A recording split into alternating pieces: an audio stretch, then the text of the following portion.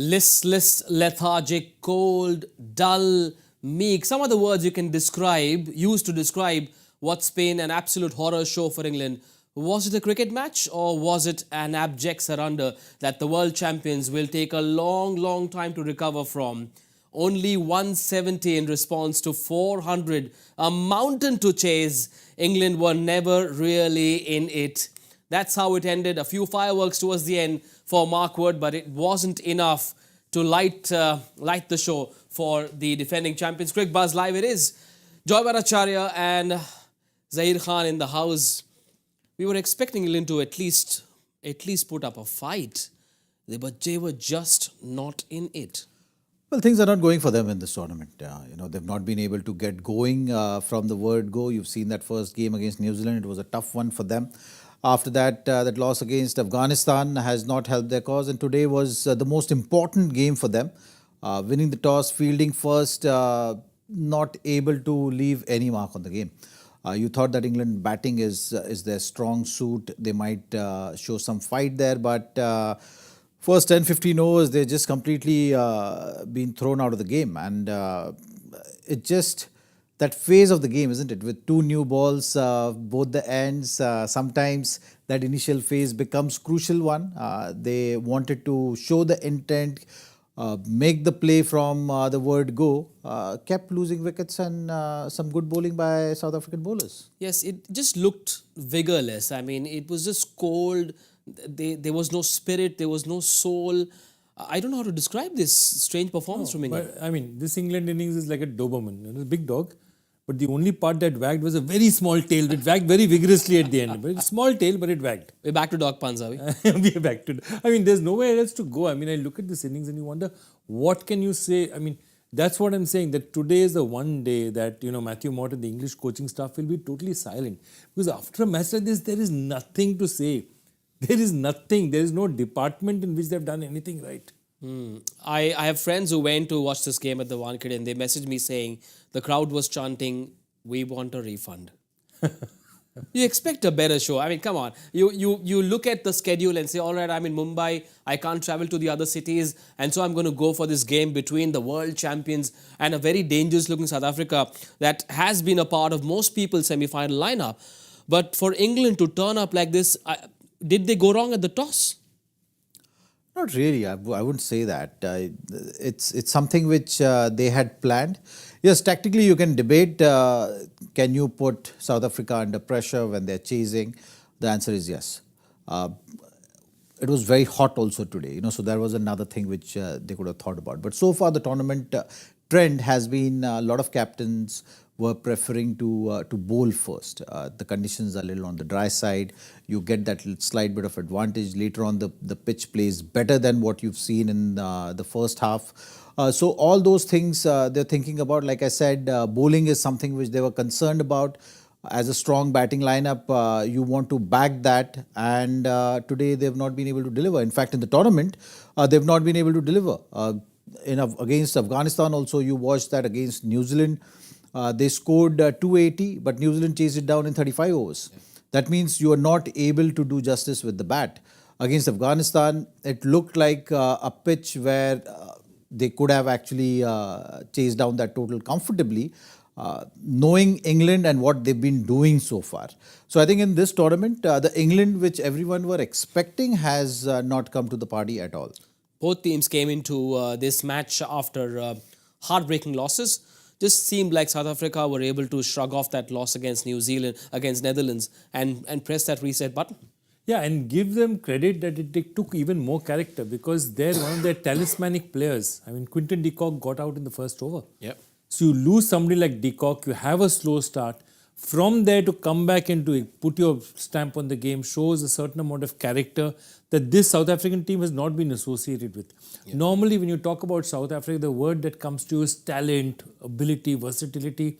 But this is a very different team. This is the kind of team that stuck it through and said, you know what, we have to win this game. It doesn't matter if we've lost de Kock early. Yes, England, I mean, the defending champions in this match and so far in the World Cup have looked like a pale shadow of themselves, and this capitulation is even for neutral fans, it's a bit difficult to accept.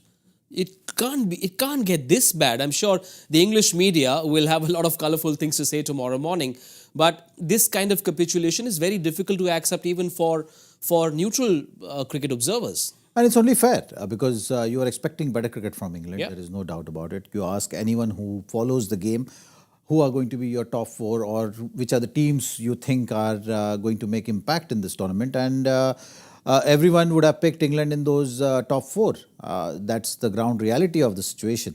You've seen what kind of cricket they've been playing. They've been very consistent with white ball cricket. And just in this tournament, they've not been able to get that start. And we often speak about starting the tournament well, even if you are a good side. And this is a classic example of that. So that first game, okay, things didn't go your way. And we were mentioning the fact that they were looking tentative. Yeah. Then add that loss against Afghanistan. And it's just going to derail any team. You have to have that strength in your character to come out of a loss like that. And that's what we were expecting from this game, from both the sides. South Africa showed that they're ready. I think that is something which you can say it with certainty. And when you're talking about England, you can say that from here to revive their campaign is going to be a very, very uphill and a challenging task for them. They will have to win their remaining 5 matches and all of them by big margins. Those are not easy games. England's stock at this World Cup has crashed. They were at number 6. They are now down to number 9. If they had scored 2 runs less, they would have been where Afghanistan are. So again, it was not a cricket match. Joy, it was a horror show for English cricket supporters. Yeah, and I mean, just total lack of intent up front. Nobody looked like they were taking charge. There was no point in the batting time other than when at number 8, when they swung their bat freely, knowing nothing would happen. No time before that they looked as if they were trying to attack and trying to get back. They capitulated. And I think wins and losses happen in games all the time. I think the way they lost is what will really bother them. And if there's anything that will give them a little bit of spirit in this game, it is that number 8 partnership. Somebody at least went there. Have a look at that innings progression. Of course, very, very misleading stat out there where you say 4 and 4 wickets down. So 11 to 20.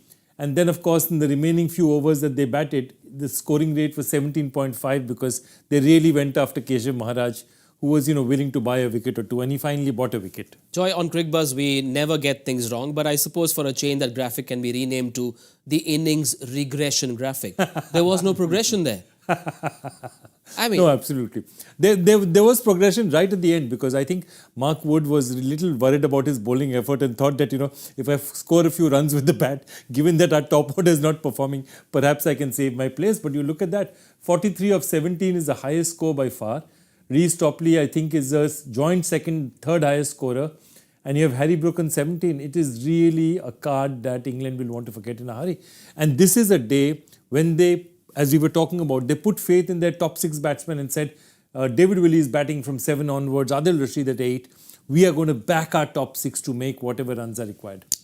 South Africa, the bowling card, everybody came in bold and ran in with so much vigor, so much fire. And this bowling card does paint a happy picture on what is an England versus South Africa kind of day in world sport. South Africa was sent a lot of wishes by the Springboks captain. Everybody came to the party. Who's the top story for you? I love that look on your face when you saw Gerald Coetzee running into bowl. No, all the 4 bowlers. All of them, okay. Yeah, all of them have got wicket. I think what was standing out was that intent and the intensity which were created by the bowlers. Yeah. You see, everyone were running in hard. Everyone got wickets. And that interesting field placement to Marco and Root battle. Root out, yes. I think, that's something which was a standout, which shows that there's some work which had gone in. If you see having leg slip is one thing.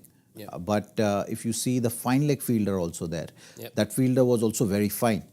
So that was a clear-cut plan, that if you are going to bowl there, you need enough protection.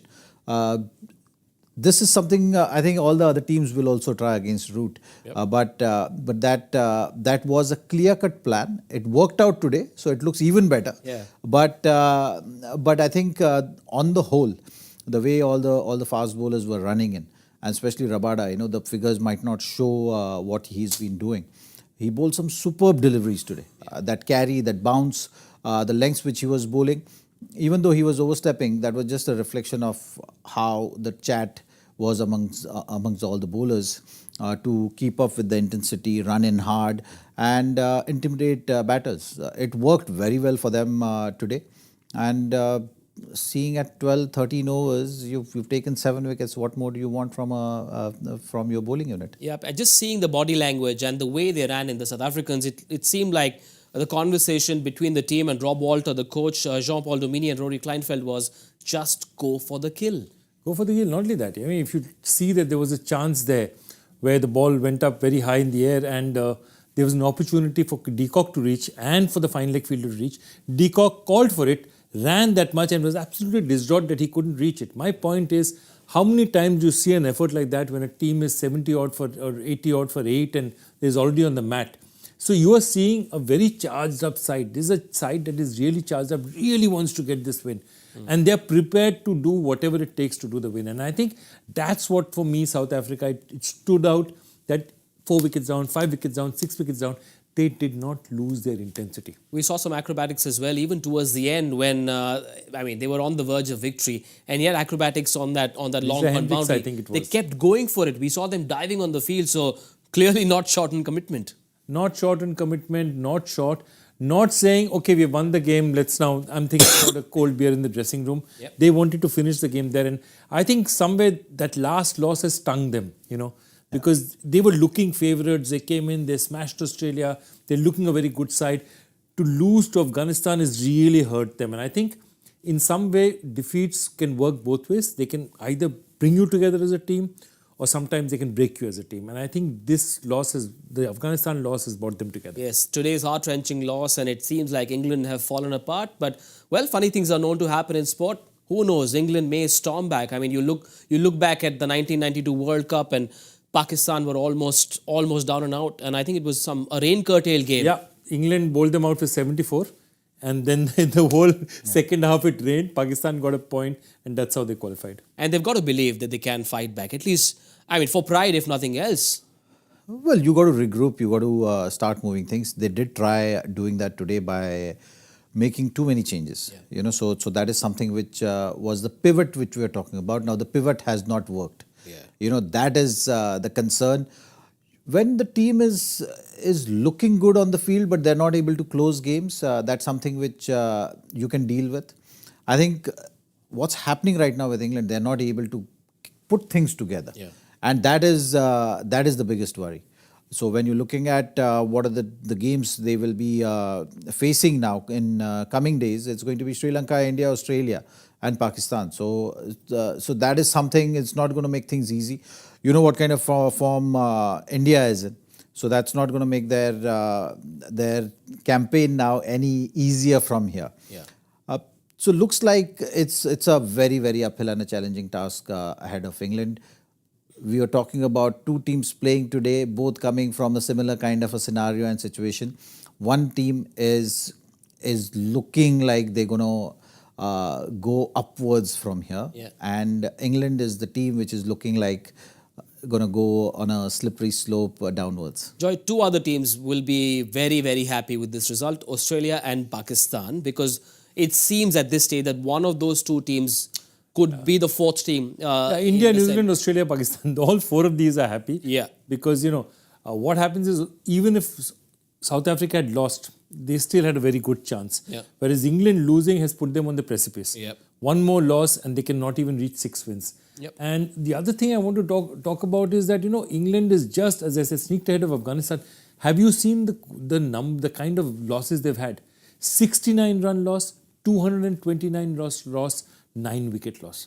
Not one of their losses is a close loss. Take it, even the Afghanistan match is a 69 run loss. It's not a small loss. So what I'm saying is they won that one match against Bangladesh by 134 runs. But when they have lost, they have not lost encounters where they said, oh, this little bit and we would have won it. Yep. They were blown out by the opposition. That's the problem. Is it time to upgrade the baseball app? I don't know. I mean, will this make Luke Wright, the national selector, and the ECB regroup and say, listen, are we going wrong in terms of the direction that our cricket's going in? They regrouped after the 2015 World Cup and then thought of this new change, this new approach in baseball that's worked wonders for them. They are white ball champions, both formats. Are they going to relook, or can they look at this tournament as one of those things that just didn't work? You know, there's a lot of things to said for it. My personal belief is that the kind of tactics that they play does better on very true pitches and more hasn't done so well in the subcontinent. Yeah. Even when the English team, even this top team, when it's come to India in the last 4-5 years, it's not that they've done particularly well in India. Yeah. So all I'm saying is that where in their conditions, in 15, remember we were playing in Australia, 19 you're playing in England, it has worked for them when they played in conditions which they feel are suited to their kind of play. Yeah. The pitch is a bit truer, it's not doing so much, and they're really, so perhaps that. Secondly, if you're talking about baseball is all about packing yourself with all-rounders, so you bat up to 8-9. Yep. Today was not a baseball team. All the all-rounders out, yes. Today is not a baseball team. If David Willey is batting at 7, this is not a baseball team. This is a normal cricket team. And we are talking about not playing. We don't want, we think somebody at 8, Ashami at 8 is a problem. They're playing David Willey at 7. Yes, well, that's how it went for England. But South Africa, Zach, what have they told the rest of the world? With this massive win, has a very strong message on to the other teams, saying, we're here to maybe do what we haven't done at World Cup so far. Well, now with South Africa, what we're seeing right now is that their loss against Netherlands is also as a reference point. Yeah. So when they're going to have a good day, they can produce a result like what they've produced today. But when they are under pressure, that game against Netherlands will always be haunting them. And that is going to give opponents also that confidence, okay, let's get them in that situation and they will falter. Yeah. So that's the challenge which is lying ahead of them. On the whole, if you see when they're having a good day, those margins are suggestive of that fact they're having a really good day. But when they had a bad day, they lost to Netherlands. Yeah. So that's the way their campaign has been. They still have time. This win is going to go a long way because their chatter around the dressing room is going to be this, that guys, on our good day, if we play to our potential, this is what we can achieve. Yeah. So you have to create that belief in that group. If they do it, this team is looking very strong. You look at the bowling, you look at the batting, you look at the option which is on the bench. So they can play the conditions also. They will make those tactical changes according to the conditions.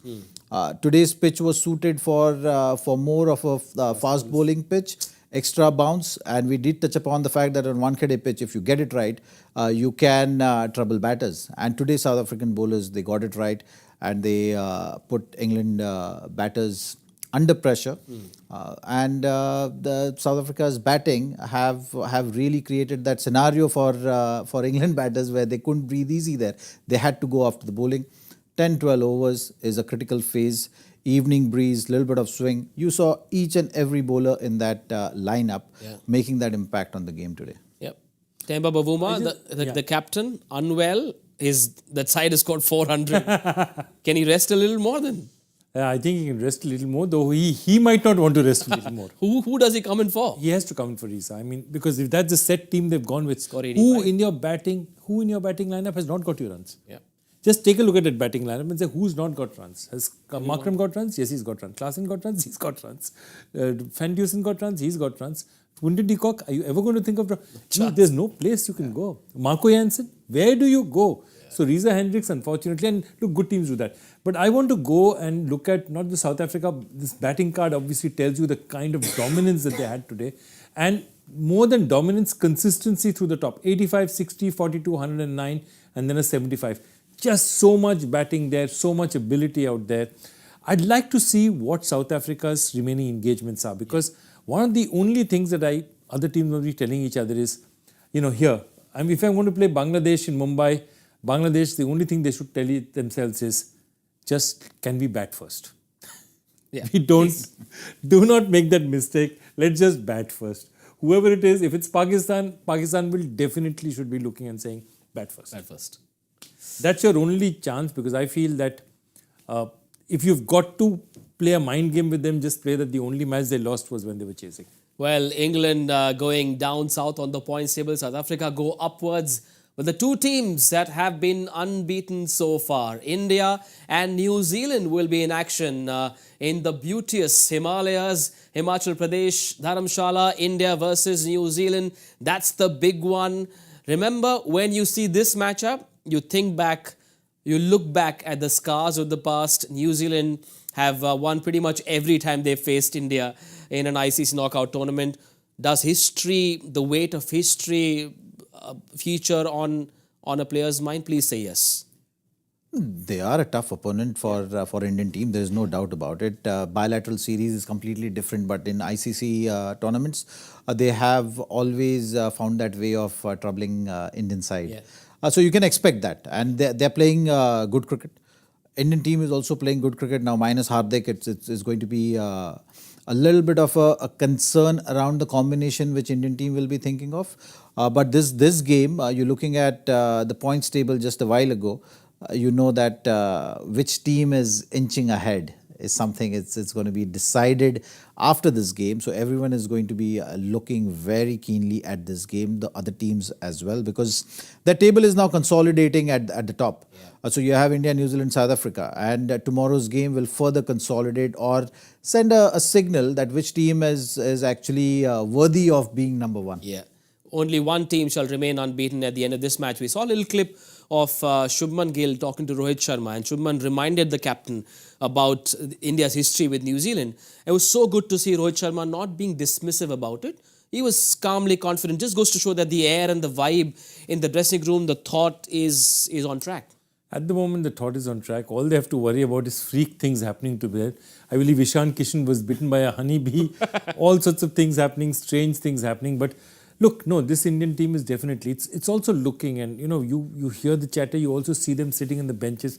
They're looking a settled outfit, and therefore the only question is tomorrow, of course, a lot of questions about Hardik Pandya not in play, and where do you go? One of the options is going for a straight swap of Surya for Hardik. Yep. And then maybe taking Shardul Thakur replaced by Shami. Double change for you, Zach? Well, I think that's what everyone is waiting for. Whether it's going to be double change or it's going to be just a straightforward single change. Most likely it's going to be Surya who will come in, because that's something which we've seen when Hardik was not playing in the Asia Cup. I think he missed one game and Surya was playing in that position. Or Australia series, one of the two, if I'm recalling it correctly.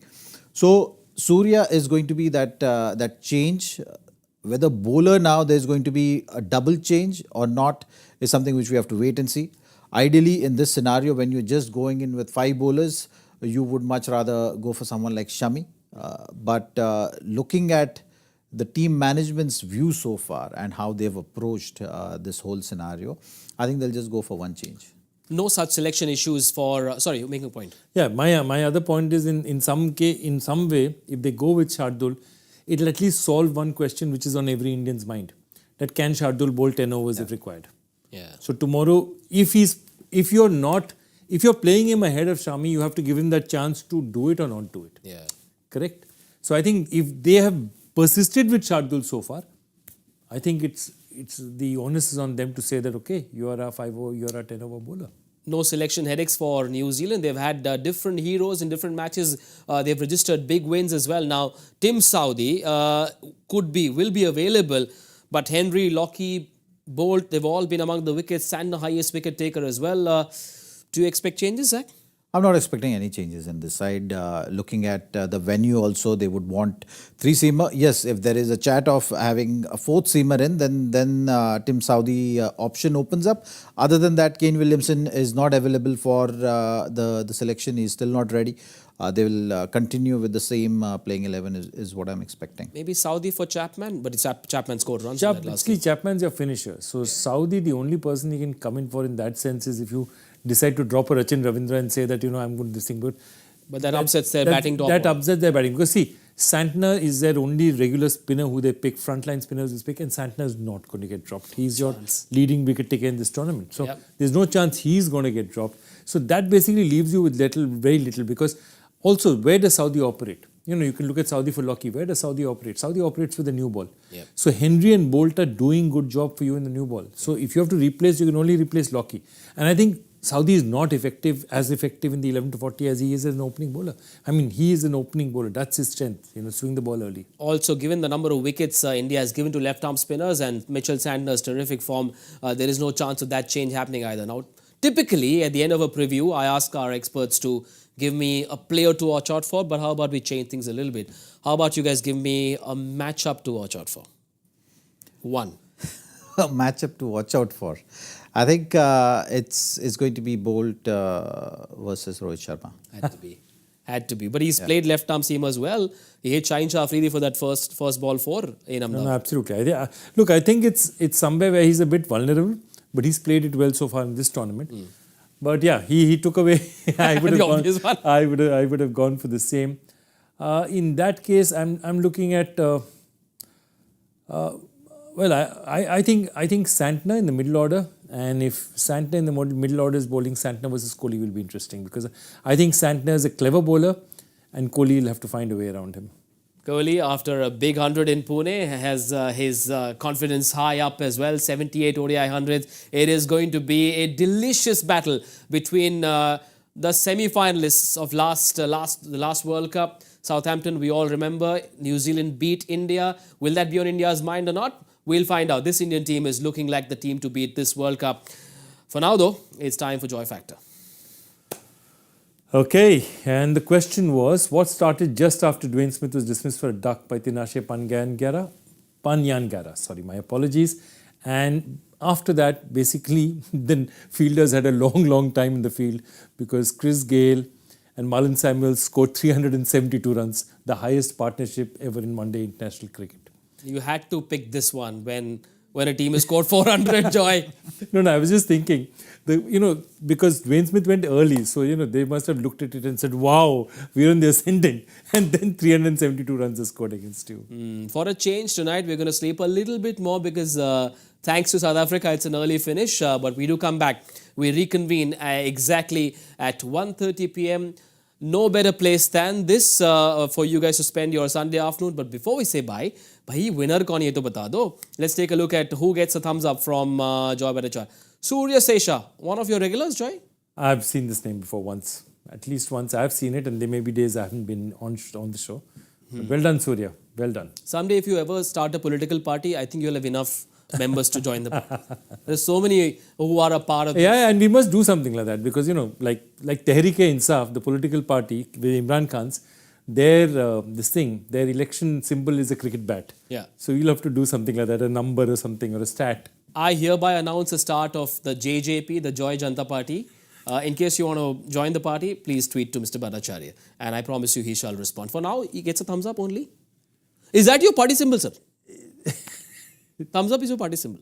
Thumbs up has been taken by many political parties, other parties. I wouldn't go there. Okay, we're done. Zach is just observing us very quietly. Kuch mat bolo. You're obsessed with... I don't understand. I just think we should keep doing new things. So exactly. है ना? Exactly. इसके बदले कुछ और कर सकते. Exactly. क्या करना है sir? Yeah. If you say flying kiss, I'm going to hit you. No, sir, I would never dare. You have said it 3 shows. How about a salute? अच्छा ठीक है, salute. Can we finish now? Okay. चलो. हो गया भाई. It's 9 p.m. It's time to sleep. Good night. See you at 1:30 tomorrow.